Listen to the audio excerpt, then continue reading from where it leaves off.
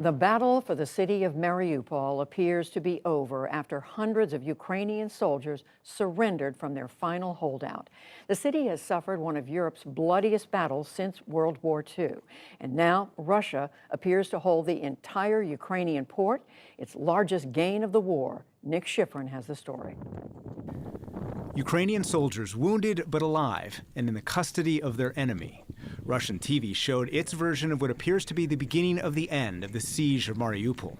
A lonely procession of the wounded, some of the final Ukrainian holdouts from the Azovstal steel plant, what Russia today called a mass surrender. Ukraine admits more than 260 soldiers are being bused to Russian-controlled territory inside Ukraine. Some today arrived in the separatist-controlled Olenivka, on the site of a former penal colony known for torture and squalid conditions. They held out for nearly 3 months, living and fighting from tunnels designed to withstand nuclear attacks, many of them in the Azov regiment, born from a right-wing militia now integrated into the Ukrainian military. Their resistance prevented Russia from consolidating its gains, and today Ukrainian officials called them heroes. Mariupol drew in the Russian Federation's forces for 82 days. Their operation to seize the east and the south was held up. It changed the course of the war.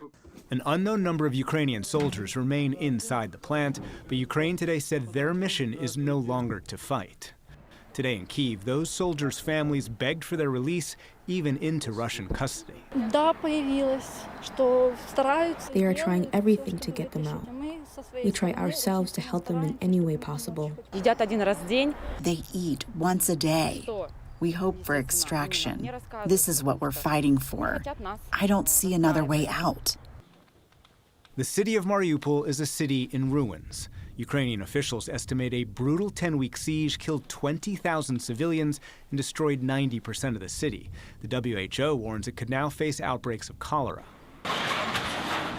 The only videos of the city today heavily curated by pro-Russian separatist occupiers. Ukraine says residents are forced to work in exchange for food. But Russia's control of the city appears to complete its objectives in southeast Ukraine. Before the invasion, Russian separatists controlled territory up to about a dozen miles east of Mariupol. Today, Russian forces have seized a 500-mile strip along the southern coast, giving Russia a land bridge to Crimea annexed in 2014. This gives Russia a corridor of land over which it can resupply and access Crimea, its forces in Crimea, its people in Crimea. Kevin Ryan is a retired U.S. Army brigadier general who served as defense attaché in Russia. He's now a senior fellow at the Harvard Kennedy School's Belfer Center. What's the significance of Russia being able to claim that it has seized all of Mariupol, including the plant? Well, domestically for Putin, this is important for himself politically to be able to show that he has achieved a victory. Once the forces that are engaged in taking Mariupol are finished with their mission, those Russian forces can be directed elsewhere.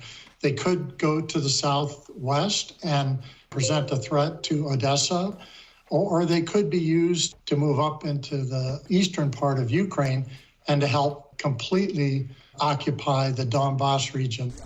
In the Donbass, Russian shells continue to devastate residential neighborhoods like in Bakhmut today. The top of an apartment complex ripped off and gutted. Among the wounded, a little boy, whom first responders fought to save. Ukrainian soldiers are fighting back with recently arrived American howitzers. Ukrainian officials say these weapons will allow them to launch counterattacks. But it's not easy to evict Russian forces from territory they occupied. The size of the Ukrainian military versus the size of the Russian military just simply doesn't seem to suggest that they could kick the Russian forces out of the land that Russia already occupies.